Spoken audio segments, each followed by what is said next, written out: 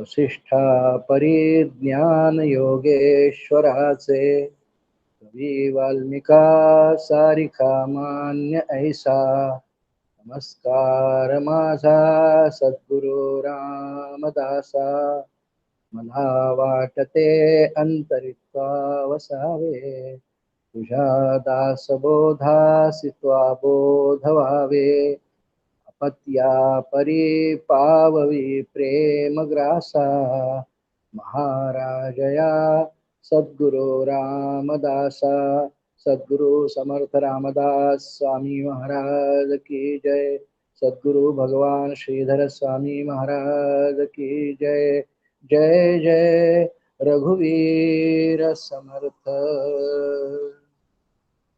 ग्रंथराज दासबोध चिंतन मालिके अंतर्गत आज आपण पहिल्या दशकातल्या 7व्या समासाचं काही साररूप चिंतन करणार आहोत। जो हा 7वा समास आहे श्रोते हो, त्याचं नाव रामदास स्वामींनी स्वतः कवेश्वर स्तवन असं ठेवलेलं आहे। कवेश्वर स्तवन स्तवनांचाच आहे सगळा, एक ग्रंथारंभ लक्षण सोडलं तर सगळी स्तवन आहेत। त्या अंतर्गत सद्गुरु स्तवन, संत स्तवन, श्रोते स्तवन आणि आता कवेश्वर स्तवन। कवी ईश्वर, कवेश्वर त्यांचं स्तवन। आणि या समासातली पहिली ओवी रामदास स्वामींनी अशी लिहिलेली आहे। लहानसा समास आहे, फक्त 34 ओव्यांचा आहे, पण खूप सारगर्भ आहे। पहिली ओवी अशी आहे, प्रारंभ करूया आपण। पहिली ओवी म्हणायलाच पाहिजे, चिंतन ज्याच्यावर करतो त्यामधली। आता वंदू कवेश्वर, आता वंदू कवेश्वर शब्द सृष्टीचे ईश्वर ना तरी परमेश्वर वेदावतारी श्रीराम, अशी पहिली ओवी आहे। आता वंदू कवेश्वर, कारण स्तवन वंदन म्हणजे शब्दसृष्टीचे ईश्वर हा शब्द फार महत्वाचा आहे। आपण त्याची फोड पाहू थोड्या वेळाने। ना तरी परमेश्वर वेदावतारी श्रीराम, अशी ओवी आहे। मग पुढे 34 ओव्यांमध्ये रामदास स्वामींनी कवेश्वरांना वंदन आपण का करतो आहे, कवेश्वर म्हणजे काय आहे, त्याची खूप छान मोठी कारण मीमांसा केलेली आहे। संपूर्ण समासाचा सूर कवेश्वरांना वंदन स्तवन करण्याचा आहे आणि हे अध्यात्माच्या व्यासपीठावर आहे। कारण दासबोध हा एक परम आध्यात्मिक ग्रंथ आहे, साक्षात्कारी रामदास स्वामींनी तो लिहिलेला आहे। आणि त्यामुळे परमार्थातली सगळी लहान लहान सूत्र म्हणा, काही मार्गदर्शक तत्व म्हणा, जी सामान्य साधकांना त्यांच्या पदरात पडायला पाहिजे, ही सगळी रामदास स्वामींनी या दशकातच आपल्याला दिलेली आहे। कवेश्वर स्तवन, आता वंदू कवेश्वर, इथून प्रारंभ आहे। आणि साधारणपणे यातले सगळे शब्द आपल्या परिचय आहेत। एक शब्द कवी आहे, एक ईश्वर आहे, वेदावतारी, सगळे आपल्याला तसे अर्थ कळतात। पण रामदास स्वामींनी पुढे जितकी विशेषणं कवींना लावलेली आहेत, नाना गुणांचे सागर, नाना सिद्धींचे आगर, हे अनेक अनेक विशेषणं दिलेली आहेत त्यांनी। आणि ही सगळी विशेषणं जर लक्षात आली तर आपण ज्यांना कवी समजतो, तर असं लक्षात ठेवा, मूळ सगळ्यात महत्वाचा शब्द या समासामध्ये शब्दसृष्टीचे ईश्वर असा आहे। पुढे दासबोधाच्या 6व्या दशकाच्या 6व्या समासामध्ये रामदास स्वामींनी एकंदर 8 प्रकारच्या सृष्टींचं वर्णन केलं आहे। ते आहेत वेदांतांतर्गतच आहेत। एकंदर 8 सृष्टी मानल्या गेलेल्या आहेत। एकंदर 8 सृष्टी आहेत मानल्या, आणि त्यापैकी पहिली कल्पनेची जरी सोडून दिली, पहिली कल्पनेची सृष्टी आहे, आणि या कल्पनेच्या सृष्टीनंतर जी दुसरी सृष्टी आहे, कल्पनेच्या सृष्टीनंतर जी दुसरी सृष्टी आहे,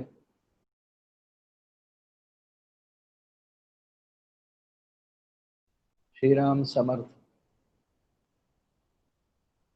ही जी कल्पनेची सृष्टी आहे त्यानंतर जी प्रत्यक्ष एक सृष्टी आहे, त्यामध्ये शब्दसृष्टी नावाची सृष्टी आहे।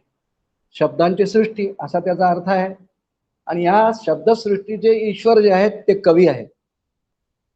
आपला प्रत्येकाचा जो मानवी तनु धारण करून आलेला जीव आहे, मनुष्य आहे, तर प्राण्यांचा विचार आपण नाही करणार आहे, या सर्वांना शब्दांचा खूप परिचय आहे। बघा, आपल्या इथे जेव्हा लहान मूल जन्माला येतं, त्याला आधी वाणी नसते, शब्द काहीच माहीत नसतात। ते नुकतंच जन्माला आलेलं मूल थोडं 3, 4, 5, 6 महिन्यात झालं की त्याला त्याचे आईवडील शिकवतात, की तू बा बा बा बा बा बा बा बा म्हण, तर ते मूल त्याला बा शब्दाचा अर्थ कळत नाही, बाबाचा तर मुळीच कळत नाही.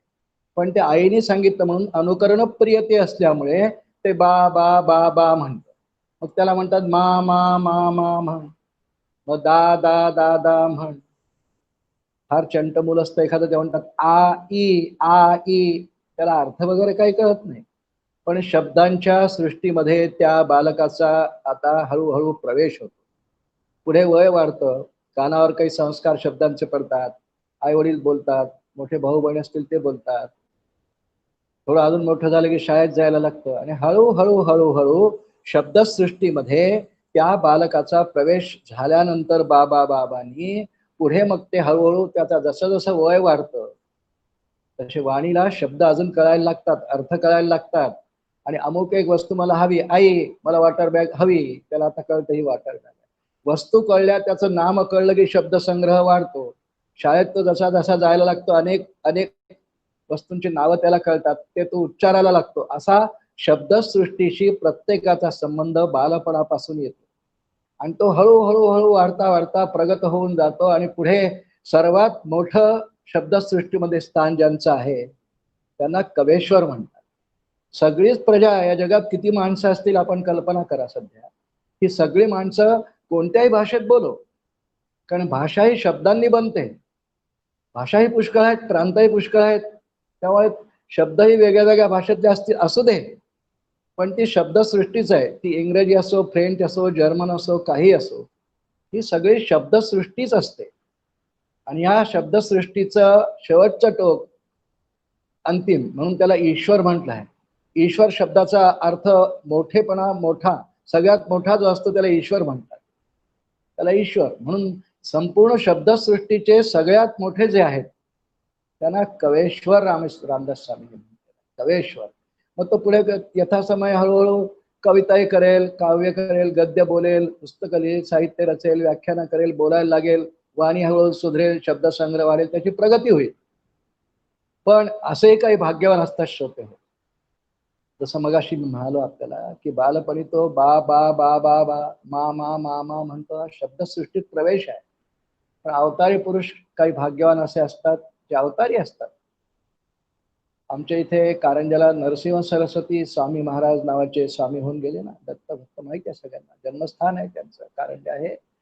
त्यांच्या जीवनात कथा आहे, जन्मल्याबरोबर त्यांनी ओम म्हटला, ओम प्रणव, प्रणवाचा उच्चार. आणि पुढे 5 वर्षापर्यंत व्रतबंध होईपर्यंत ते इतर काही बोललेच नाही. उलट आई वडिलांना खुणा करून सांगायचे. एक तर महत् प्रयासाने त्या दाम्पत्याला हा पुत्र झालेला आणि तो बोलत नाही, त्यामुळे त्यांना खूप काळजी असायची. तर हे नेहमी खून करून सांगायचे, यज्ञोपवीत दाखवायचे, माझा व्रतबंध करा मग बोलेन. मला मुद्दा बोलायचा आहे, त्यांच्या शब्दसृष्टीत प्रवेश प्रणवानीच आहे हो. हे अपवादात्मक अवतारी पुरुषांच्या जीवनात अशा कथा ऐकायला मिळतात. पण सर्वसामान्य आपल्यासारखा जो प्रापंचिक जीव आहे, सामान्य मनुष्य आहे, त्याचा हळूहळू शब्दसृष्टीत प्रवेश होतो आणि शब्दसृष्टीचं पहिलं टोक आ बा बा बा बा आणि शेवटचं टोक हे कवेश्वर आहे. त्याही शब्द वापरतात, काव्य करतात, रचना होतात त्यांच्याकडून आणि ते स्वतः ते करत नाही. त्यांचं एक अवस्था येते, जितकी विशेषणं मगाशी मी आपल्याला बोललो ह्या समासामध्ये रामदास स्वामींनी जी कवेश्वरांबद्दल वापरलेली आहेत, ही सगळी जर अशी यादी लिहून ठेवली तर आपल्या असं सहज लक्षात येतं, ज्यांचा थोडासा अभ्यास आहे त्यांच्या लक्षात येईल की फार की कवी हे निरंजनाची खुण वगैरे अशा त्याला कल्पतरूंची उपमा दिली आहे, चिंतामणीची उपमा दिलेली आहे, नाना गुणांचे आगर दिलेले आहे वगैरे वगैरे. ही भूमिका सगळी जीवनमुक्तांची. रामदास स्वामींच्या भाषेत पण जया अंतरी भगवंत, अचल राहिला निवांत, मग तो स्वभावे जे बोलत ते ब्रह्मनिरूपण श्रीराम. जया अंतरी भगवंत, हे सगळे जीवनमुक्त आहेत, साक्षात्कारी आहेत. तर यांच्या मुखातून जे येतं ते ब्रह्मनिरूपण श्रीराम असं रामदास स्वामी म्हणतात. म्हणून कवी जी सुरुवात केली आहे ना, आता बंधू कवेश्वर,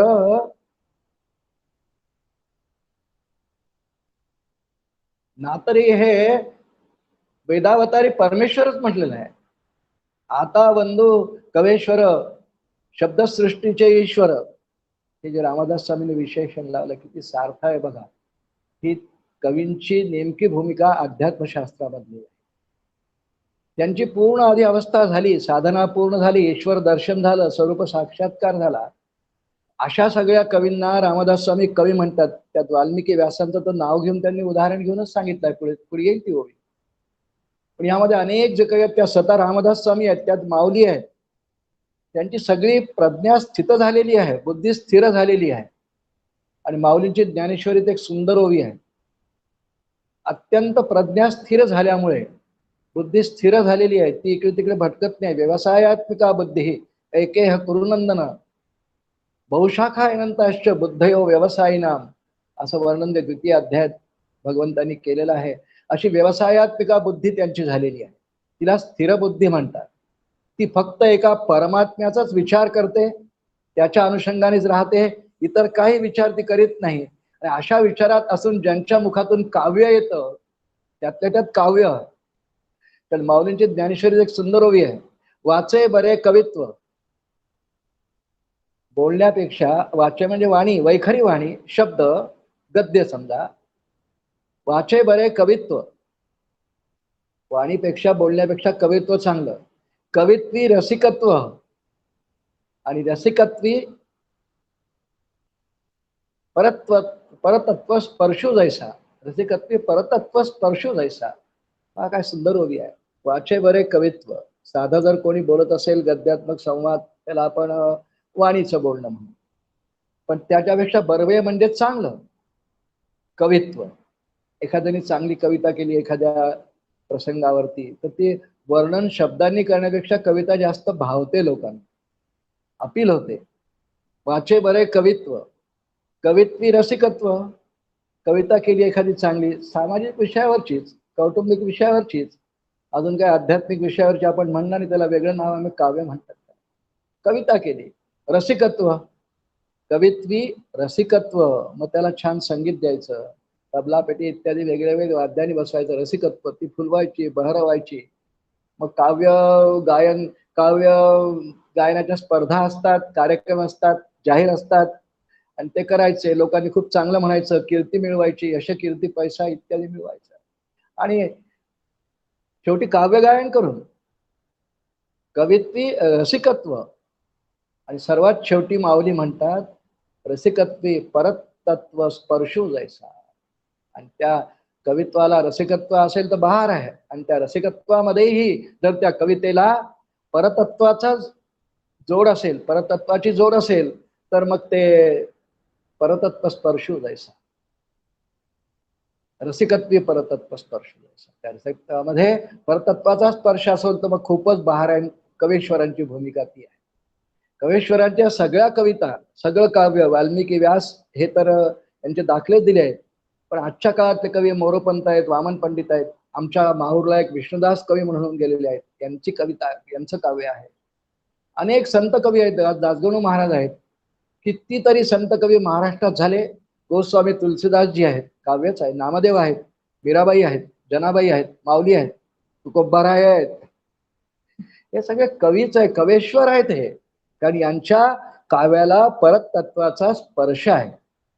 परतत्व व्याप्ती पुष्कळ आहे. निर्गुण निराकार परमात्मा, ईश्वर, अवतार म्हणजे सगुण साकार इत्यादी सगळे. म्हणून संतांच्या सगळ्या वाङ्मयाला प्राधान्याने भक्तीची जोड आहे. परतत्वाचा स्पर्श म्हणजे देव, देवभक्ती, साधना, साधना मार्ग, गुरु, सद्गुरु, हे सगळे त्यात विषय जर आले असतील, आणि जीवाला आपल्या उद्धाराचा मार्ग त्या कवितेच्या अनुषंगाने मार्गदर्शन मिळून जर प्रशस्त होत असेल, त्याची वाटचाल आपल्या ध्येयाकडे जर होत असेल, पारमार्थिक ध्येयाकडे, तर त्या काव्याच्या कर्त्याला रामदास स्वामी आता बंधू कवेश्वर असं म्हणतात. माऊलींची एक सुंदर ओवी आहे. मगाशी आपला एक मुद्दा आला होता की ते अत्यंत स्थितप्रज्ञ झालेले असतात. जया अंतरी भगवंत अचल राहिला निवांत, अंतःकरणात परमात्मा निवांत राहिला. माऊलींची अशीच ओवी आहे. तिये स्थितप्रज्ञेचेनी लाभे, तिये स्थितप्रज्ञेचेनी लाभे, मनची सारस्वत दुभे बघ सकल ही शास्त्रे स्वयंभे निगती मुखे श्रीराम. काय ओव्या लिहितात हो माऊली, कशा कशा ओव्या येतात. माऊली म्हणतात तिये स्थित प्रज्ञेची लाभ आहे. स्थिर बुद्धी झाल्यानंतर स्थिर बुद्धीर संबोध हो. भगवद्गीतेत खूप वर्णन आहे स्थिर बुद्धीचं, संयत चित्ताचं. अशी स्थिर बुद्धी झाल्यानंतर तिये स्थिर प्रज्ञेची लाभे मनची सारस्वत दुभे. मनामध्ये दुभे म्हणजे आपोआप पाहणा फक्त मनाला, त्याला स्फूर्ती म्हणतात. काव्य अंगाने त्याला स्फूर्ती म्हणतात पाण्याला. आणि सगळ्यांना ही स्फूर्ती नाही होत बरं. बघा आपण समाजामध्ये किती माणसं असतात, वक्ते असतात, लेखक असतात, विद्वान असतात, साहित्यिक असतात. बोलता खूप चांगले येत असेल, बोलतातही, खूप चांगले वक्ते आहेत, विद्वान आहेत, पण सर्वांनाच काव्य गुण असेल असं सांगता येत नाही. काव्याची स्फूर्ती उर्मी ही फार कमी भाग्यवंतांच्या वाट्याला येते. त्याला अनेक घटक कारणीभूत असतात. घराण्यात कोणाला तरी असते आदिती पूर्व पुण्याई जन्मात, स्वतःची आवड, त्या प्रकारचं वाचन, तशाच प्रकारच्या कार्यक्रमात मन रमणं, काव्य वाचणं, कविता संग्रह वाचणं, काव्याच्या एखाद्या कार्यक्रमाला जाणं, काव्य मंजुषेत जाणं, स्वतः अनेक तसं साहित्य वाचणं, याला आवड म्हणतात. ही आवड जर जोपासली तर काही ह्या जन्मातल्याही आपल्या क्रियमान स्वातंत्र्याचा उपयोग करून एखाद्याला कवी ही पदवी मिळू शकते. तो होऊ शकतो कवी, काव्यात त्याला रचना करण्याची स्फूर्ती होऊ शकते. पण त्या काव्याचे खूप प्रकार आहेत. त्याला विडंबन म्हणतात, प्रहसन म्हणतात, चारोळी म्हणतात, मनोरंजनात्मक काव्य म्हणतात, युद्धाचं काव्य म्हणतात, देशभक्तीचं काव्य म्हणतात. हे सगळं काव्यच आहे. पण त्यातलं देशभक्तीचं एक वेळ थोडं आपण काढून टाकूया गटातून. पण इतर प्रहसन, विडंबन, चारोळ्या, विनोदीच नुसतं करमणूक, शृंगारिक, याला रामदास स्वामी शृंगारिक टिपडे म्हणतात. याचा एखाद्या जीवाच्या पारमार्थिक प्रवासाकरता काही उपयोग नसतो. तात्पुरतं मनोरंजन असतं. लोक टाळ्या वाजवतात, कौतुक करतात, त्यांनी हरखून हा जाईल, उलट अजून अहंकाराची वृद्धीच होईल. थोडी कीर्ती वगैरे मिळेल. फार झालं 50-60 कविता झाले की लोक लगेच पुस्तकच छापतात. कोणी घेतात विकत, आणि कोणी पुढे विकत नाही घेतले. घरात जर का 1000 पुस्तकं पडून असले तर पुढे रडायची वेळ सुद्धा येते. कारण हे सगळं जे वाङ्मय आहे, एक परतत्व स्पर्श सोडून, परतत्व स्पर्श नसेल तर हे सगळं काव्य एकाच गटात येतं. त्याला काही मूल्य काळाच्या काळात राहत नाही. याला अशाश्वत म्हणतात, संपणारं म्हणतात, न टिकणारं म्हणतात. पण ज्यांच्या काव्याला परतत्वाचा स्पर्श आहे, तुकोबाराय आहे, माऊली आहेत, समर्थ आहेत, श्रीमद आद्य शंकराचार्य आहेत, वाल्मिकी व्यास फार प्राचीन कवी झाले. ज्या ठिकाणी भगवंतांच्या भक्तीचा म्हणजे परतत्वाचा स्पर्श आहे, भगवंतांच्या गुणकथा अवतार लीलांचं गायन आहे, जसं भागवत आहे, रामकथा आहे वाल्मिकींची, त्याला परतत्वाचा स्पर्श आहे म्हणून त्याला शाश्वत मूल्य आहे. शाश्वत म्हणजे टिकाऊ, खूप काळ टिकून राहणारं असं त्याचं मूल्य आहे. आणि म्हणून ती कविता, ते काव्य युगानुयुग टिकत हो. वाल्मिकींची रामकथा त्रेतायुगात आली, मध्ये द्वापर युग पूर्ण गेलं, जे 8,64,000 वर्षांचं आहे. कलियुगाची काही 4,500-4,400 वर्ष झाली, तरी सुद्धा वाल्मिकींची रामकथा आणि पुढे त्या अनुषंगाने अनेकांनी लिहिल्या. श्रीधरांनी लिहिली, आमच्या गोस्वामी तुलसीदासांनी पण वाल्मिकींच्या रामायणाचा आधार घेऊन, ते कलियुगातले आहे. त्यांची शाश्वतच आहे, रामकथा आहे. कारण समर्थांनी 2 कांडांचं रामायण लिहिलेलं आहे, सुंदरकांड आणि युद्धकांड लिहिले आहेत त्यांनी. शाश्वत आहे. त्याचं कारण ते टिकणारं का राहतं, कारण त्यामध्ये परतत्वाचा स्पर्श आहे. म्हणून माऊलींची ओवी काय वेगळी आहे का सांगा. आणि माऊलींनी तर इथपर्यंत प्रतिज्ञा केलेली आहे परतत्वाच्या स्पर्शासाठी. वास्तविक परतत्व मुळात जे आहे ते निर्गुण निराकार न दिसणार, तर चक्षुर्न पश्यती, तर वाक न गच्छती, मनो गच्छती. तिथे वाक मनी बुद्धी काहीच जात नाही. पण माऊलींनी प्रतिज्ञा केली आहे ज्ञानेश्वरी, त्यांच्या काव्याचा तो अधिकार आहे. तेणे कारणे मी बोले ना, माऊलींची प्रतिज्ञेची ओवी मानली गेली आहे ज्ञानेश्वरी. तेणे कारणे मी बोलीन, बोली अरूपा रूप दाविन, अतींद्रिय परिभोगविन इंद्रियां करवी शिरा. अतिंद्रिय परिभोगविन इंद्रियां करवे श्रीराम, माऊलींची प्रतिज्ञा आहे. कारण तेने कारणे मी बोले. तेने कारणे म्हणजे परमात्म्या करता किंवा सद्गुरूं करता. आणि आमचे जितके हे कवेश्वर यांची यादी आहे ही श्रोते हो, या सगळ्यात यादीमधले गुणांचे जे एकंदर वर्णन आहेत, ही सगळी वर्णन सगळ्या आत्ता नावापर्यंत नाव घेतलेल्या सगळ्या कवींना लागू होतात. म्हणून एक कवेश्वर आहेत. आणि शब्दसृष्टी तर अफाट आहे, अफाट आहे. जाणव माहित नाही आजपर्यंत सृष्टी उत्पन्न झाल्यापासून किती शब्द बोलल्या गेले असतील माहिती नाही, किती काव्य झालं असेल माहित नाही. पण परंतु ज्या काव्याला परत तत्वाचा स्पर्श आहे तेच टिकून आहे, शाश्वत आहे, टिकणारच आहे पुढे. श्रोते हो, ही आमच्या कवेश्वरांची भूमिका आहे. ते जीवनमुक्त दशेत आहेत म्हणून कवेश्वर स्तवन केलंय हो. ते तर तृप्त झालेले आहेत हो. प्रत्येक कवीचा काही साधना काळ आहे. तप केलाय प्रत्येकाने. तप केले आहेत विनाकाराने. वाल्मिकींनी तप केलंय, व्यासाने तप केलंय, माऊलींचं तपच आहे. आपल्याला दिसणार नाही त्यांचं आयुष्य या जन्मात या अवतारातलं 22 वर्ष वाटतं आपल्याला.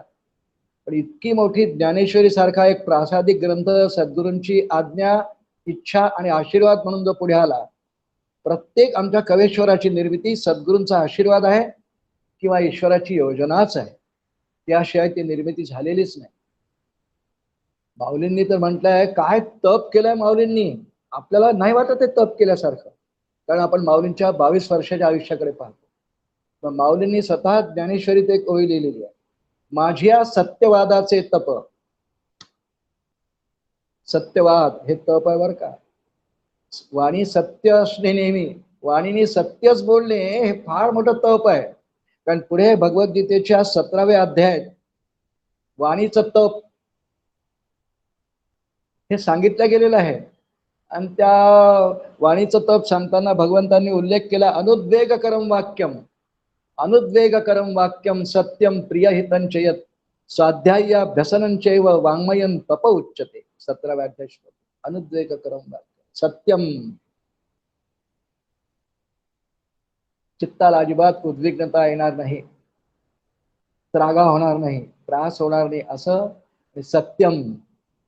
म्हणून इतकी मोठी ज्ञानेश्वरी लिहिल्या गेली. प्रसाद रूप आहे ते, माझ्या गुरूंचं देणं आहे असं म्हणतात माऊली. पण स्वतः ओवी लिहिली माऊलींनी एक ज्ञानेश्वरी लिहिली, सुंदर आहे.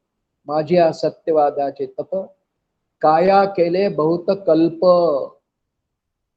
तया कल्पाची महाद्वीप पातळी प्रभो श्री.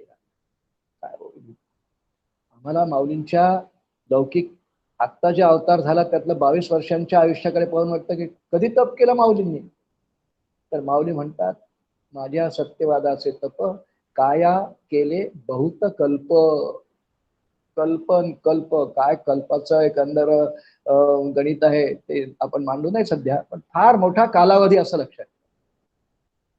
बहुत कल्प पुन्हा सत्यवादाचं तप. सत्यवादाचं तप झालं ना, आमच्या सगळे जितके हे त्यांची नावालितले व्यास वाल्मिकी फार मोठे मोठे तप केले आहेत. त्यामध्ये सत्यवादाचा असेल, वाल्मिकीने तर प्रत्यक्षच तप केलं, व्यासांनी प्रत्यक्ष तप केला. आणि त्यात सत्यवाद सर्वांचाच आहे. आमच्या तुलसीदासांनी तर एका ठिकाणी म्हटलंय, 3 गोष्टी सांगतो मी तुम्हाला. तुलसीदासजी म्हणतात, गोस्वामी तुलसीदासजी, या 3 गोष्टी जर एखाद्याने जीवनात केल्या आणि परमेश्वर नाही भेटला तर मी त्याला जमान राहायला तयार आहे, जामीन राहायला तयार आहे. सत्यवचन, अरुलीनता, 3च गोष्टी सांगितल्या. सत्यवचन, अरुलीनता, परस्त्री मात समान. 3च सांगितलं. सत्यवचन, अरुलीनता, दुसऱ्यांच्या सोबत नेहमी लीनतेने नम्रतेने वागणे. मी लहान आहे, मला काही येतच नाही, मी अज्ञानी आहे सतत, अशा भूमिकेत. एक अरुलीनतेचा अनेक त्याला छटा आहेत, पण एवढा एक त्याचा ढोबळ अर्थ आहे. सत्यवचन, अरुलीनता, परस्त्री मात समान, इन तीनों से हरि ना मिले तो तुलसीदास जमान. तुलसीदासजींनी काय जामीन घेतला, गॅरंटर आहेत आपल्यासाठी.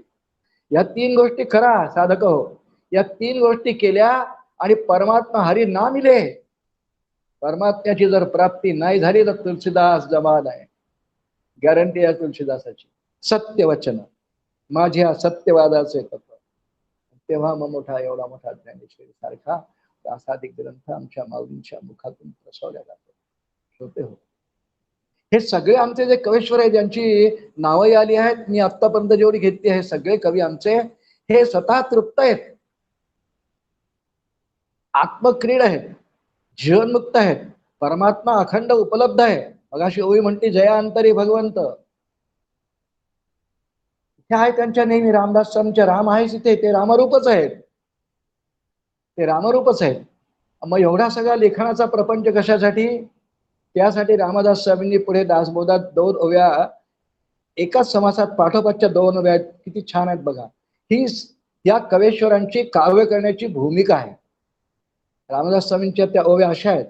आपण यथेष्ट जेवणे, आपण यथेष्ट जेवणे, उरले ते अन्न वाटणे, परंतु वाया दवडणे हा धर्म नव्हे श्रीराम. सोप्या ओव्या, सोपी ओव्या.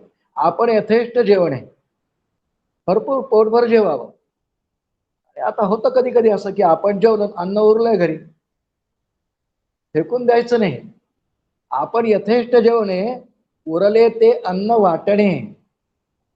मंदिरात वगैरे भंडारा होता ना संध्याकाळी, असं काही तंतोतंत अंदाज नाही घेता येतो की आज 400 लोक येतील की 600 होतील. साधारणपणे एखाद्या उत्सवाच्या समाप्तीला जो महाप्रसाद असतो इतके लोक येते असा अंदाज असतो विश्वस्तांचा एक.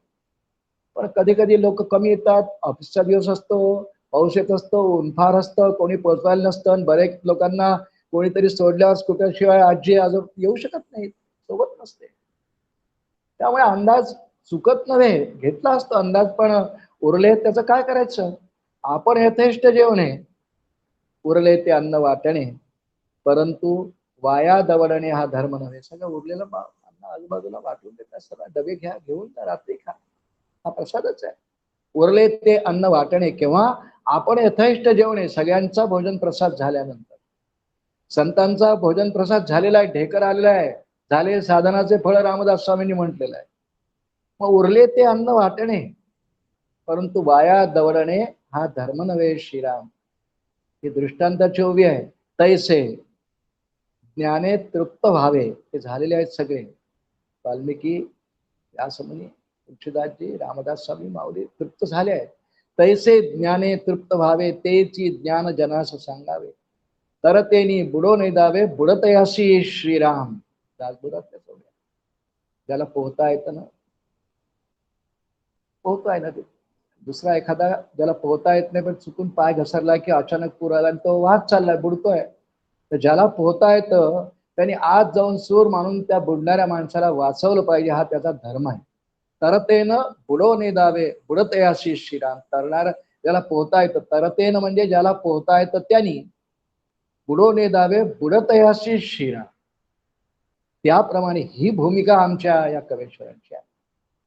त्यांना सगळं मिळालेलं आहे, म्हणून त्यांच्या सगळ्या काव्यांमध्ये साध्य, साधन, साधक या तिघांनाही मार्गदर्शन आहे. या तिघांविषयी मार्गदर्शन आहे. साधनाविषयी आहे, साधकाला आहे, साध्याविषयी सुद्धा नेहमी निर्देश आहेच आहेच आहे. कोणतंही काव्य आपण, ही एकंदर रामदास स्वामींनी हा जो कवेश्वर स्तवन, आता आपल्या लक्षात येईल की का कवेश्वर स्तवन केलं. स्तवनांच्या या दशकामध्ये क्रमाने हा समास 7वा. कवेश्वर म्हणजे हे या उंचीचे, या दर्जाचे, आत्मक्रीडच, जीवनमुक्तच, सगळं अनुभवी प्रचितीचे, आणि म्हणून त्यांना कवेश्वर म्हणलेलं आहे. आणि रामदास स्वामींनी ह्या समासामध्ये 2 कवींची, आदि कवींची त्यात नावं घेतली. मागा वाल्मिक व्यासाधिक, झाले कवेश्वर अनेक, जयाचे विवेक सकळ लोक जनासी श्रीराम. वाल्मिक आणि व्यासांचं उदाहरण दिलेलं आहे. वाल्मिक ऋषींची समर्थांनी पुढे वाल्मिकी स्तवनाचा एक समास पुढे येणार आहे 17व्या दशकात. वाल्मिकी ऋषी नसता तर आम्हास कैसी रामकथा, असंही म्हटलंय. खरंच रामकथा आली नसती. वाल्मिकी आदी कवी तर आहेतच. पहिलं काव्य वाल्मिकींच्या नावावर आहे, आणि पहिलं काव्य वाल्मिकी ऋषींच्या नावावर जे आहे ते वाल्मिकी रामायण आहे. ते छंदबद्ध आहे, संस्कृत भाषेमध्ये आहे. संस्कृत भाषेमध्ये श्रोते हो एकंदर 7 छंद असतात. गायत्री, त्रिष्टुप, अनुष्टुप, बृहती, पंक्ती, जगती असे ते छंद आहेत. 7 छंद आहेत आणि वाल्मिकी रामायणामध्ये 7ही छंद वापरलेले आहेत. श्रीमद भागवतातही 7ही छंद आहेत. छंदबद्ध संस्कृत काव्य आहे, असायचं तो. त्याचप्रमाणे संस्कृत वाङ्मयामध्ये वृत्त विचार आहे. जसं शार्दूल विक्रीडित आहे, मालिनी आहे, वसंत तिलक आहे, श्रद्धरा आहे, भुजंग प्रयात, पुष्कळ वृत्त विचारच आहे वेगळा. ही सगळी वृत्त विचारांसह वृत्त छंदबद्ध काव्य केलेलं आहे. त्याला गेयता पण आलेली आहे. गेयता म्हणजे गाता येण्यासारखं म्हणून गेयता. श्रीमद आद्य शंकराचार्यांची अनेक स्तोत्र, अष्टक, कावन ही गेय आहे हो. त्याला फार चांगल्या चाली आजच्या नामवंत गायकांनी दिल्या पण आहेत. त्याला गेयता आहे. छंद असल्यामुळे त्याला गेयता प्राप्त होते. छंदच म्हणतात. छंद आणि त्याशिवाय छंद आणि वृत्तबद्धता आहेतच. शिवाय त्यामध्ये अनेक नवे सगळेच रस, नवरस आहेत बरं का. त्या नवही रसांचा अगदी फार सुंदरपणे उपयोग या सगळ्या काव्यांमध्ये आमच्या आदी कवींनी केलेला आहे. वाल्मिकींचं वाल्मिकी रामायण आदी काव्य ते भगवंतांच्या योजनेप्रमाणे तयार झालं आहे. वास्तविक प्रसंग असा आहे, थोडक्यात तो प्रसंग पाहू आपण. हे वाल्मिकी रामायणाच्या द्वितीय सर्गामध्ये येतं. पहिल्या सर्गामध्ये बालकांडामध्ये त्यात अध्याय म्हणत नाहीत, कांड आहेत. रामकथा ही सप्तकांडात्मक आहे आणि त्या प्रत्येक कांडामध्ये काही सर्ग आहेत.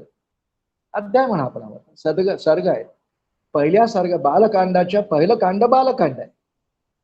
त्या बालकांडाच्या पहिल्या सर्गात नारद आणि वाल्मिकींची भेट आहे. वाल्मिकींची तपश्चर्या झाली आहे पूर्ण. तपस्वाध्याय निरतम असं त्यांचं वर्णन आहे. तपश्चर्या होऊन गेली, पण तरी देखील तपश्चर्येत जे केलं त्यात ते मग्न आहे. तपश्चर्या म राम राम राम राम राम नारदाने दिली होती आणि आता ते मग्न आहेत राम राम राम राम राम. तपश्चर्या काळात जे साधन करून मला गंतव्य प्राप्त झालेलं आहे ते काय सोडून थोडी जायचं आहे. ते साधनच सोडणार नाही तुला. म्हणून आता त्या साधनात मग्न आहेत. नारद आले, वाल्मिकींनी त्यांना काही विचारलं. 2 वत्सन सांप्रतम देशे गुणवान कष्ट वीर्यवान. सध्या असा कोण एखादा आहे की जो गुणवान वीर्यवान आहे. नारदांनी उत्तर दिलं, इक्ष्वाकु वंश प्रभो रामो नाम जनेश्रुतः. इक्ष्वाकु वंशामध्ये प्रभू राम असा आहे. वाल्मिकींना कुतूहल झालं, खरंच असा राम आहे, गुणवान वीर्यवान द्युतिमान श्रुतिमान. आणि मग मला सांगा सगळं. म्हणून देवर्षी नारदांनी वाल्मिकींना पहिल्या सर्गामध्ये संक्षिप्त रामकथा सांगितली. नंतर नारद निघून गेले. वाल्मिकींनी त्यांचं सुरू आहेत ते सगळा उपदेश नारदांनी वाल्मिकींना केलाय. ते निघून गेले.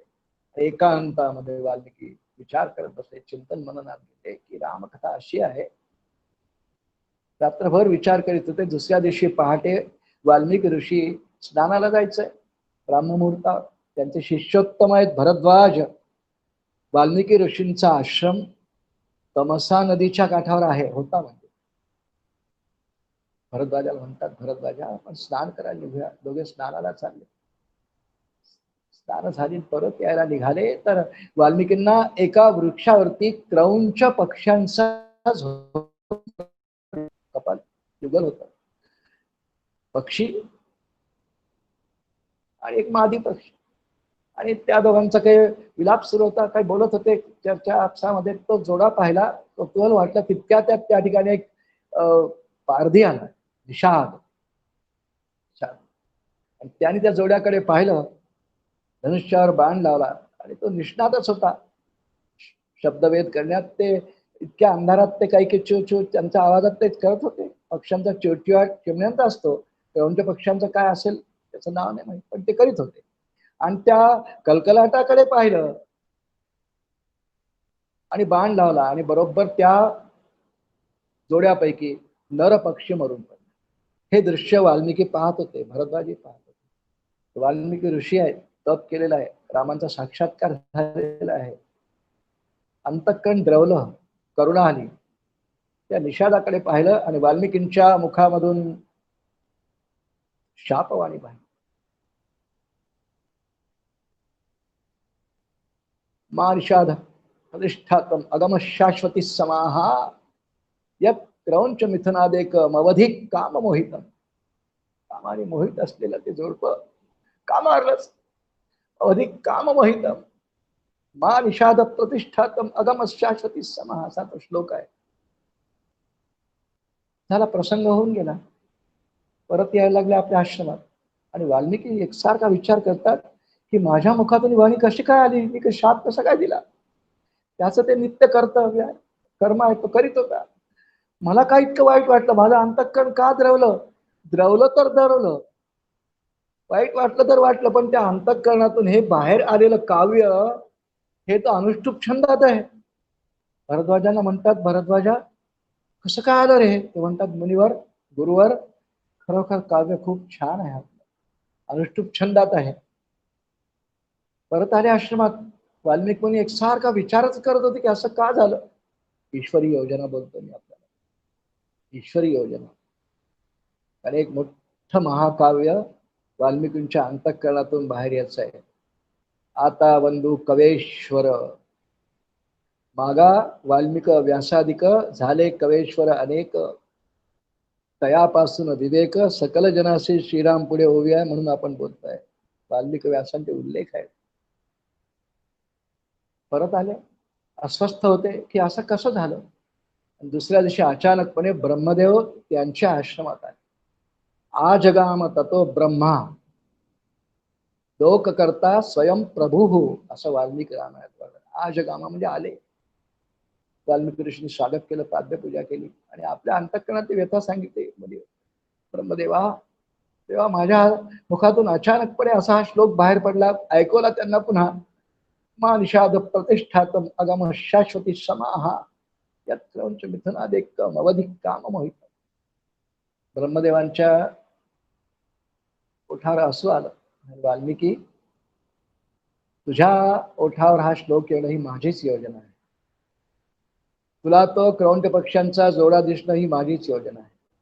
त्या निषादाने बाण मारणं ही माझीच योजना आहे. तो लोक करता म्हणताय स्वयंप्रभू, सगळी सृष्टी ब्रह्मदेवाने निर्माण केलेली आहे, माझी योजना आहे. वाल्मिकांना काय कळेना. अरे इतका सुंदर श्लोक अनुष्टुप छंदातला तुझ्या वाणीतून प्रसवला गेला, ही माझी योजना आहे. आता ह्या अनुष्टुप श्लोकाच्या वाणीचा उपयोग करून तुला नारदांनी जी संक्षिप्त रामकथा सांगितलेली आहे ती विस्ताराने वर्णन कर. शतकोटी प्रविस्तरम. माझा आशीर्वाद आहे. प्रभू रामचंद्र, सीता, लक्ष्मण, हनुमान हे सगळे राक्षस सुद्धा, रावणादी, रावण, कुंभकर्ण, इंद्रजित सगळेच हे प्रत्यक्ष कसे वर्तन त्यांनी केलं, कसे वागले, त्यांचे स्वभाव कसे, गुण कसे, क्रिया कशा, हे सगळं तुला सगळं आकलन होईल, नव्हे दृष्टी समोर दिसेल. हा माझा आशीर्वाद आहे. त्याप्रमाणे तू वर्णन कर. माझा तुला आशीर्वाद आहे की प्रभुराम आज अयोध्येच्या सिंहासनावर विराजमान आहेत. प्रभू रामचंद्र रावण वधानंतर अयोध्येत येऊन त्यांना अभिषेक होऊन गेल्यानंतर हा प्रसंग आहे. तिथपर्यंत घडलेला आहे रामचरित्र, ते तू वर्णन कर. आणि माझा तुला आशीर्वाद आहे की आता यापुढे प्रभू रामचंद्र अवतार विसर्जन करेपर्यंत जसे वागणार आहेत ते सुद्धा तुला वर्णन करता येईल असा माझा आशीर्वाद आहे. आणि तू निर्माण करशील जी रामकथा, ही सगळ्यात पहिली रामकथा आणि ते आदिकाव्य असणार आहे, हाही माझा आशीर्वाद आहे. आणि माझा अजून एक आशीर्वाद श्लोक आहे इथे ब्रह्मदेवाच्या तोंडात वाल्मिकी रामायणामध्ये श्लोक दिलाय. त्यांनीच लिहिला आहे तो संवाद, त्यांनी टिपला नंतर. श्लोक वाल्मिकींचाच आहे पण तो ब्रह्मदेवांच्या मुखात आहे. यावत स्थास्यन्ति गिरयः सरितश्च महितले तावत रामायण कथा लोकेषु प्रचरिष्यति. माझा आशीर्वाद. यावत स्थास्यन्ति गिरयः, जोपर्यंत या पृथ्वीवर सृष्टीमध्ये पर्वत आहेत. स्थास्यन्ति म्हणजे ठामपणे एका जागी उभे आहेत. स्थास्यन्ति गिरयः, पर्वत सगळ्या प्रकारचे, सगळे हिमालयापासून सगळे. यावत स्थास्यन्ति गिरयः सरितश्च, सरिता म्हणजे नद्या, महितले या पृथ्वी तलावर जोपर्यंत नद्या आणि पर्वत आहेत तोपर्यंत तावत रामायण कथा लोकेशु प्रचरिष्यती. पुढे अजून उत्तर रामायणात एक श्लोक अजून हनुमंतांच्या तोंडी आहे. यावत चंद्रश्च सूर्यश्च यावत तिष्ठती मेदिनी तावत रामकथा लोक. जोपर्यंत चंद्र सूर्य आणि पृथ्वी आहे, आणि या श्लोकात नद्या आणि पर्वतांचा उल्लेख. नद्या, पर्वत, चंद्र, सूर्य आणि धरणी माता म्हणजे पृथ्वी जोपर्यंत आहे तोपर्यंत रामकथा चिरकालीन अशी कथा असणार. बघा आपण किती हजारो लाखो वर्ष झाले कथा होऊन तशीच आहे, अजून टवटवीत आहे. संपूर्ण विश्वात रामकथेचा प्रचार आहे, करणारे आहेत, वक्ती आहे, ती राहणारच आहे. वाल्मिकींना ब्रह्मदेवांचा आशीर्वाद आहे. ब्रह्मदेव निघून गेले श्रोते हो. वाल्मिकी एकांतात बसले, ध्यान लावलं, परमात्म्याच्या स्वरूपाचं म्हणजे आपल्या स्वरूपाचं ध्यान केलं. दुसऱ्या दिवशी सकाळ झाली. त्यांनी स्वतः वर्णन केले, श्लोकार्ध म्हणतोय, प्राचीन आग्रेषु दर्भेषु धर्मेणान्वेषते गतिम. प्राचीन अग्रेषु दर्भेषु, प्राचीन म्हणजे पूर्व दिशा, प्राचीन अग्रेषु पूर्व दिशेला तोंड करून बसले. दर्भाचं आसन घातलं. दर्भाचं आसन फार पवित्र मानलंय बरं का. विशेषतः जे ज्ञानी आहेत दर्भासनावर बसतात. प्राचीन अग्रेषु दर्भेषु धर्मेणान्वेषते गतिम. याचा अर्थ योग समाधी असा केलाय. सांगणार आहे, योग समाधीत गेले. इंद्रियांच्या हालचाली थांबल्याच. इंद्रियांच्या हालचाली थांबणं ही काही समाधी नाही. अंतःकरणाच्या हालचाली, मनाची, बुद्धीची सगळ्या हालचाली थांबून एका ठिकाणी स्थित झाल्या. लक्ष फक्त रामकथेवर केंद्रित झालं. धर्मेणान्वेषते गतिम. आणि या योग समाधीच्या अवस्थेमध्ये वाल्मिकींनी पुढे सगळं रामायण, जसं प्रभू रामचंद्र जीवनभर जगले ते चरित्र आणि पुढचं त्यांच्या आयुष्यात हे सगळं तच्चकारोत्तरे काव्यम अनागतंच यत्किंचित रामस्य वसुधातले, असा तो पूर्ण श्लोक आहे. अनागतंच यत्किंचित रामस्य वसुधातले तच्चकारोत्तरे काव्यम वाल्मिकी भगवान ऋषी. असं सगळं उत्तर काव्य म्हणजे त्यांचं उत्तर चरित्र जे अजून पुढे होणार आहे ते भविष्यातलं रामचरित्र. तच्चकारोत्तरे काव्यम वाल्मिकीर भगवान ऋषी. अनागतंच यत्किंचित रामस्य वसुधातले, या पृथ्वीवर पुढे अवतार समाप्तीपर्यंत प्रभू रामचंद्र जे जीवन जगणार आहेत, जे कार्य करणार आहेत, ज्या लीला अजून करणार आहेत, तच्चकारोत्तरे काव्य, हे सगळं काव्य वाल्मिकींना स्फुरलं. श्रोते हो, योग समाधीत आहेत. योग समाधीत असून त्यांना ब्रह्मदेवाचा आशीर्वाद आहे. संपूर्ण रामकथा तुम्हाला चक्षुष समोर दिसेल, द्रष्टेपण येईल. ऋषी मंत्रद्रष्टारहा अशी उत्पत्तीच आहे. वाल्मिकी रामायणातला, भागवतातलाही, भगवद्गीतेतलाही, हे जे महान माणसाने लिहून ठेवले, कवींनी लिहून ठेवल्याने सगळ्यांना मंत्रांचा दर्जा आहे. ते हे मंत्रपाद्य देवता गीतेबद्दल वर्णन केलंय स्वतः माऊलींनी. भगवद्गीता सुद्धा मंत्रमय आहे सगळी. त्याचं कारण आहे की सगळी माणसं व्यास वाल्मिकी मंत्रमय जीवन जगणारी, वेदमय जीवन जगणारी म्हणून समर्थांनी पहिल्या चरणात त्यांना काय म्हटलंय, वेदावतारी श्रीराम. आता बंधू कवेश्वर, शब्दसृष्टीचे ईश्वर, ना तरी परमेश्वर, वेदावतारी श्रीराम. वेदबाह्य जीवन नाही, वेदामध्ये सगळं जे सांगितलं त्याप्रमाणे जीवन पद्धती. वेदावतारी याचा अर्थ वेदाप्रमाणे आचरण, वेदात सांगितल्याप्रमाणे आचरण करणारे, आचरणशील म्हणून कवेश्वर, म्हणून परमेश्वर, म्हणून शब्दसृष्टीचे ईश्वर. वाल्मिकींचा दाखला दिलाय रामदास स्वामींनी, म्हणून वाल्मिकींचा पाहिला आपण. हेच माऊलींचं आहे, हेच व्यासांचं आहे. श्रीमद भागवत रचना सुद्धा श्रीमद भागवताच्या पहिल्या स्कंदामध्ये नारद, देवर्षी नारद आणि व्यासमुनींच्या भेटीपासून ते सुरू होतं. नारदांनी व्यास महर्षींना सांगितलं की तुमच्या अंतःकरणाला अजूनही शांत प्रशांत वाटत नाही, कृष्ण कथा लिहा. पहा, रामकथेलाही निमित्त नारदच झाले. कृष्ण कथा भागवतातली जी अत्यंत गोड आहे त्याला निमित्त नारदच झाले. पुढे व्यास महर्षींनी मग भागवत कथा लिहिली. श्रोते हो, कवेश्वर तर आहेतच, त्यांचा एक फार मोठा गुण, कवी असून नुसतं काव्य केलं आणि बांधून ठेवलं असं नाही, ते जनामध्ये प्रसृत केलं, जनामध्ये दिलं. सगळ्या प्रजेला, लोकांना ते त्यांच्या नित्य आचरणातून, त्यांच्या मनन चिंतनातून त्यांचं जीवन सुधरून गंतव्यापर्यंत पोहोचण्यासाठी पाथेय म्हणून ही सगळी काव्य दिलेली आहेत. आणि इतकं मोठं जगाला हे दानच दिलं या कवींनी, म्हणून कवींना दाते म्हटलंय. हो, उलट सर्वात मोठे दाते म्हणजे दान देणारे कवेश्वर आहेत असं वर्णन येतं भागवतामध्ये. सर्वात मोठे दाते. श्रीमद भागवताच्या दशमस्कंदाच्या 31व्या अध्याय, गोपी गीताचा अध्याय, पुष्कळाने भागवत ऐकला असेल आपल्यापैकी काही व्यक्ती असतील. गोपी गीताचा अध्याय आहे, 19 श्लोकांचा आहे, लहानसा आहे.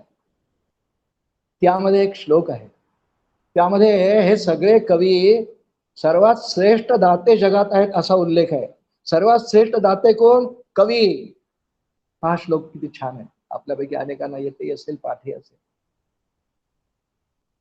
तव कथामृतम, दशमस्कंधाचा श्लोक.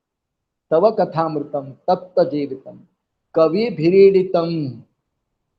कवी, कवी शब्द आहे, भिरीडितम म्हणजे गायन करणे. कवी भिरीडितम कल्मशापहम श्रवणमंगलम श्रीमदाततम भुवि गृणन्ति ते भूरिदा जनाः. भुवि गृणन्ति ते भूरिदा जनाः. भूरिदा म्हणजे दान करणारे, या भूमीवरती दा म्हणजे दान करणारे. दान तर आपण अन्नाचंही करतो. कोणी उपाशी असला दान द्यावं, खूप चांगली गोष्ट आहे. भुकेल्याला अन्न द्यावंच, शास्त्र सांगतात, संतही सांगतात, त्यांनी दिलंय आपणही दिलं पाहिजे. भुकेला मनुष्य असेल तर अन्नदान फार चांगलं, श्रेष्ठ आहे.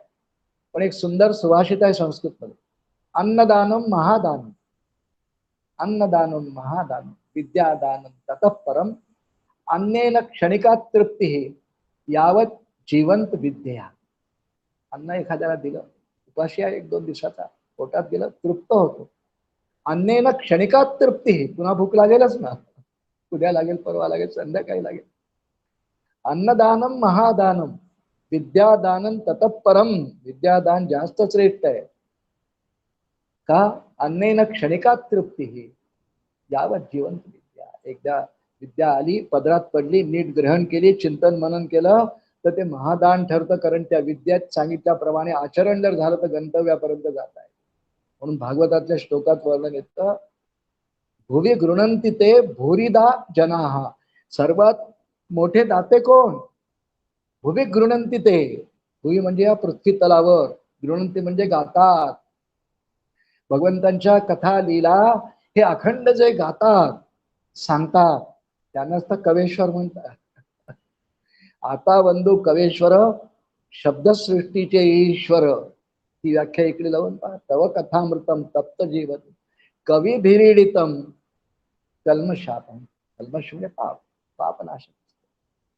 कवी भिरीडितम, कवींनी गायलेलं पापनाशक असं तुझं हे सगळं. तव कथामृतम, तुझ्या कथेचं अमृत हे कृष्णा, असं गोपी कृष्णाला म्हणतात. तव कथामृतम तप्त जीवनम कवी भिरीडितम कल्मशापम श्रवण मंगलम. श्रवणाला अत्यंत पवित्र, मंगल म्हणजे चांगलं, शुभ, हे अपर्यंत नेणार त्याला मंगल म्हणतात. श्रवण मंगलम श्रीमदाततम भुवि गृणन्ति ते भूरिदा जनाः. आणि सगळ्या भुवीवर, पृथ्वीवरती हे देणारे, दान करणारे हे भूरिदा जनाः सर्वश्रेष्ठ दाते आहेत. म्हणून कवेश्वर हे नाना दातृत्वाचे ज्ञाते असं म्हटलं आहे. त्याबरोबर दातृत्वाचे दाते, फार मोठे दान कवी हे सगळ्या सृष्टीतल्या लोकांना करीत असतात. म्हणून त्यांना भागवतात त्यांचा असा उल्लेख गोपीगीतात आलेला आहे. वाल्मिक व्यासांचे उल्लेख त्या समासात आहेत, पण समर्थांनी एका ठिकाणी वर्णन केलंय, ऐसे पूर्वी थोर थोर झाले कवेश्वर अपार, आता आहेत पुढे होणार नमन तयासी श्रीराम. अशी ओळ येते. आता आहेत, ऐसे पूर्वी थोर थोर झाले कवेश्वर अपार. व्यास वाल्मिक झाले कितीतरी, त्यानंतर त्या काळानंतर मधल्या काळात ते खूप झाले, पण अगदी अलीकडच्या काळात आता आहेत. कारण ही ग्रंथरचना जेव्हा आहे ना, ही 1660ला दासबोध लिहून पूर्ण झालं. ते 17व्या शतकातली रचना आहे. आता आहेत, तेव्हाही आहेत, पुढे होतील. नमन ते अशिष्य पुढेही झालेलेच आहे. समर्थांनी दासबोधात पुढे एका ठिकाणी वर्णन केलंय, परोपकारा कारणे कवित्व अगत्य करणे. दुसऱ्यावरती काहीतरी ऋण त्यांनी जर म्हटलं की मला काही काव्य करून द्या, अवश्य केलं पाहिजे. ज्याच्याजवळ काव्य गुण आहे, स्फूर्ती आहे, ईश्वराच्या योजनेप्रमाणे सद्गुरूंची किंवा ईश्वराची कृपा आहे, त्याला जर कोणी म्हणतं की एवढं एक काव्य करून द्या, त्यांनी नाही नाही म्हणायचं. उदाहरण सांगतो आपल्याला, सर्वांना माहिती असतं सांगतोय. दासगणू महाराज माहिती आहे सगळ्यांना, संत कवी दासगणू महाराज. आपल्या महाराष्ट्रात खूप कवींची मोठी परंपरा आहे हो. संत कवींची म्हणजे कवेश्वरांची फार मोठी परंपरा आहे. मला नावं घेतली ना, माऊली आहेत, समर्थ आहेत, नामदेव आहेत, तुकोबा आहेत, किती आहेत. आत्तापर्यंत ती परंपरा आहे. महिपती आहेत, दासगणू आहेत, अनेक आहेत. आमच्या माहूरचे विष्णुदास कवी आहेत, किती काव्य आहे. आणि सगळं परतत्वाचा स्पर्श असलेलं, परतत्वाचा स्पर्श असलेलं काव्य. दासगणू महाराजांबद्दल बोलू आपण. कवित परोपकारा कारणे कवित्व अगत्य करणे. दासगणू महाराज संत कवी, फार उत्तम काव्य त्यांचं. कीर्तन करायचे, स्वरचित आख्यान रचायचे. ज्ञानेश्वर तुकाराम महाराज की जय असा जय जयकार करून कीर्तन परंपरा अजूनही अबाधित आहे. त्यांचा गोरठे या ठिकाणी आश्रम आहे, आम्ही गेलोय 2. आपल्यापैकी काही केले असते, परंपरा अजूनही आहे. त्यांच्याच परंपरेमध्ये पुढे परमपूजनीय अनंतराव आठवले म्हणजे पुढे संन्यास ग्रहण केल्यानंतर वरदानंद भारती त्यांच्याच परंपरेतले आहेत. दासगणू महाराजांकडे एकदा शेगावच्या गजानन महाराजांची काही मंडळी गेली. गजानन महाराजांचा समाधी होऊन गेलेली आहे. 8 सप्टेंबर 1910 अशी त्यांच्या समाधीची तारीख आहे, इंग्रजी तारीख. ती चरित्रामध्ये आहे. मध्ये काही वर्ष गेली, 29 वर्ष गेली. पूज्य गजानन महाराजांनी अनेक लीला त्यांच्या जीवनात केल्या, समाधीपर्यंतही केल्या. समाधीनंतरही पुष्कळांना प्रत्यय आले, अनुभव आले. भाविक भक्तांना येतातच. श्रद्धेने उपासना केली तर खूप त्याचं फळ मिळतं, त्यांना मिळत होतं. आधी त्यांच्या जीवन कार्यात त्यांनी पुष्कळ लीला केल्या, अनेकांना अभय दिलं, अनेक भक्तांना तसे दृष्टांत जीवन काळात दिले. नंतरचे ते सगळे संग्रह केलेले होते, लिहून ठेवले तर पुष्कळाने. आणि विश्वस्तांची अशी इच्छा होती की हे ग्रंथरूपाने प्रसिद्ध व्हावं, छापल्या जावं, कोणीतरी रचना करावी. पण सगळी ती बाळं घेऊन, लिखाणाचे कागदपत्र घेऊन ही सगळी मंडळी त्या काळात महाराष्ट्रात अतिशय प्रसिद्ध असलेले संत कवीच होते. वंदनीय ल रा पांगारकर, लक्ष्मण रामचंद्र पांगारकर फार श्रेष्ठ कवी होते. समर्थ संप्रदायामध्ये वंदनीय बाबा बेलसर यांचा दासबोध 1975 साली प्रकाशित झाला. पण त्याआधी ल रा पांगारकरांनी संपादित केलेला सार्थ दासबोध आधीपासून प्रकाशित झाला. त्यांनी पुष्कळ रचना केल्या आहेत, पुष्कळ चरित्र लिहिली आहे. अत्यंत सहृदय अंतःकरणाचे भक्तच, आणि कवित्व खूप चांगला असायचं. म्हणून सगळी माणसं त्यांच्याकडे गेली, त्यांना विनंती केली. असं असं सगळं आहे, आपण वंदनीय गजानन महाराजांच्या जीवनावरती काही काव्य चरित्र ग्रंथ उपलब्ध करून लिहावा. त्याने नम्रपणे नकार दिला. एक तर माझं वय पुष्कळ झालं आहे, आता स्फूर्ती फार राहत नाही, तर माझ्याकडून आता रचना होणार नाही.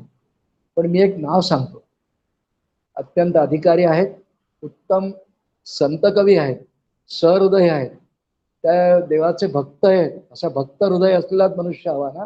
मी नाव सांगतो, त्यांच्याकडे जाते अवश्य. माझे मित्र आहेत, स्नेही आहेत. आणि ल रा पांगारकरांनी नाव सांगितलं होतं दासगणू महाराजांचं. ही सगळी मंडळी, पाटील मंडळी, इतर विश्वस्त मंडळी, ही सगळी दासगणू महाराजांना भेटायला गेली. त्यांच्या डोळ्यात पाणी आलं, कारण ते शिर्डीच्या साईबाबांकडे नेहमीच जायचे, त्यांचं दैवत होतं. साईबाबा आणि गजानन महाराजांचं फार घनिष्ठ संबंध, नातं असं ते फार चरित्रात आहे हो. साधू दिसती वेगळं आले, तरी ते स्वरूपी मिळाले. अवघे मिळून एकच झाले, देहातीत वस्तू श्रीराम. शिर्डीचे साईबाबा आणि गजानन महाराज काय वेगळे आहेत. मी अवश्य लिहीन म्हणे, पण इथे नाही लिहिणार. हे सगळं साहित्य तुम्ही घेऊन जा, मी शेगावला येतो. पूज्य महाराजांची तपोभूमी, समाधीस्थान, त्या ठिकाणी त्यांच्या समाधी समोर बसूनच लिहिन. काय भाव बघा. ठीक आहे, तारीख ठरली. हा सगळा प्रसंग 1939 सालचा चरित्रामध्ये विस्ताराने आहे. आणि मग दासगणू महाराज त्यांचे एक स्नेही नव्हे, त्यांच्या ग्रंथाचे लेखनी आदरणीय छगन काका 12% यांचा आमचा खूप चांगला पुढे परिचय आला, संबंध आला. आमच्या घरी राहायला आले होते 1-2 दिवस. अत्यंत भाविक, दासगणूंचे परमशिष्य, दासगणूंच्या कीर्तनात नेहमी हार्मोनियम वाजवायचे, उत्तम पेटी वादक होते, भक्तच होते. ते आले बरोबर लेखनिक म्हणून.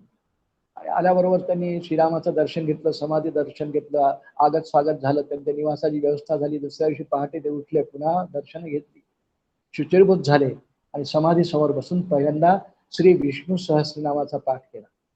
त्यांचा नित्य नियम होता विष्णू सहस्रनाम पाठ करणे, तो त्यांनी केला. आणि त्यानंतर प्रत्यक्ष लिखाणाला प्रारंभ झाला. श्रोते हो, 21 दिवसामध्ये 21 अध्याय, 21 दिवसामध्ये 21 अध्याय दासगणू महाराजांनी पूर्ण केले. प्रासादिक रोजचा तयार झालेला अध्याय हा रात्री ग्रामस्थ लोक जमायचे, त्यांच्यासमोर वाचन व्हायचं, सर्वांना आनंद व्हायचा. आणि काय कल्पना करा, काय कवित्व असेल ते डोळे बंद करून सांगायचे. आणि आमचे छगन काका 12% लिहून घ्यायचे लेखनिक, जसे समर्थांच्या दासबोधाचे लेखनिक कल्याणचा, तसे गजानन विजय या चरित्र ग्रंथाचे अद्भुत अलौकिक प्रासादिक ईश्वराच्या योजनेतून तयार झालेला नव्हे, गजानन महाराजांच्याच योजनेतून तयार झालेला एक प्रासादिक ग्रंथ श्री गजानन विजय 21 दिवसात तयार झाला. खूप तसेच लिहिला गेला. गजानन महाराजांचीच कृपा. शेवटी त्यांचा सत्कार आयोजित करण्यात आला आणि सत्कार प्रसंगी त्यांना एक काही रकमेचं पाकिट, करवती धोतर, श्रीफळ आणि एक रेशमी रुमाल चांदीच्या ताटात ठेवून त्यांच्या समोर आणण्यात आला. दासगणू महाराजांच्या डोळ्यात पाणी आलं आणि म्हणाले, विश्वस्त मंडळींना म्हणाले, हे मला काही नको, मी फक्त पूज्य गजानन महाराजांची सेवा करण्याकरता आलो होतो. ही माझ्या सद्गुरूंची सेवा आहे, अशीच माझी धारणा होती. उलट माझं हे परम भाग्य आहे.